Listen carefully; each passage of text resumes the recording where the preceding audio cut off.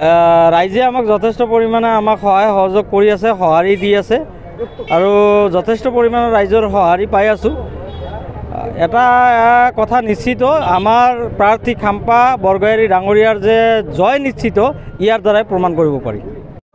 হয়, আজি আমাৰ নিৰ্বাচন পৰিচালনা সমিতিৰ ফকীৰাগাম ব্লক পৰ্যায়ৰ যিখিনি আমাৰ অফিচ আছে, আমাৰ ফকীৰাগাম ব্লকৰ নিৰ্বাচনী পৰিচালনা সমিতিৰ আমি কাৰ্যালয় আজি আনুষ্ঠানিকভাৱে উদ্বোধন কৰিলোঁ আৰু উদ্বোধন কৰে আমাৰ কোকৰাঝাৰ পশ্চিম জনজাতীয় সমষ্টিৰ সন্মানীয় বিধায়ক ৰবিৰাম ছাৰ ডাঙৰীয়াই।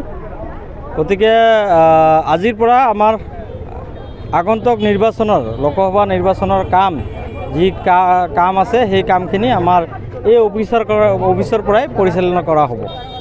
ৰাইজলৈ আমাৰ এইটোৱে আহ্বান যে যি দল দক্ষতা আছে বা যোগ্যতা আছে, যি প্ৰাৰ্থীৰ দক্ষতা যোগ্যতা আছে, যি দলে ৰাইজৰ কাৰণে চিন্তা কৰে, ভাল কাম কৰে, সেই দলটোক ক্ষমতাত অধিষ্ঠিত কৰিব লাগে আৰু ৰাইজৰ কাৰণে ভাল কাম কৰাব লাগে।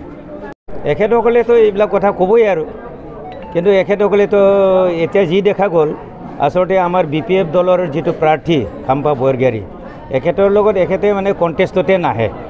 এওঁলোকে ক'ব পাৰে কিন্তু কণ্টেষ্টত নাহে। ৰাইজৰ সঁহাৰিটো বিপুল সঁহাৰি। বিপুলৰ আমাৰ আছে 14,70,000 ভোটাৰ আছে। আউট অফ 14,70,000 ভোটাৰ আমাৰ প্ৰতি যিসকলে সঁহাৰি জনাইছে, এতিয়ালৈকে not less than 7 lakh already আমাৰ ফেভাৰত ইতিমধ্যে আছেই আৰু বাকী আমাৰ সময় আছে এতিয়াও। গতিকে আৰু আমি ধৰক আৰু 1 লাখ বা 2 লাখ ভোট আমি আৰু আগুৱাব পাৰিম।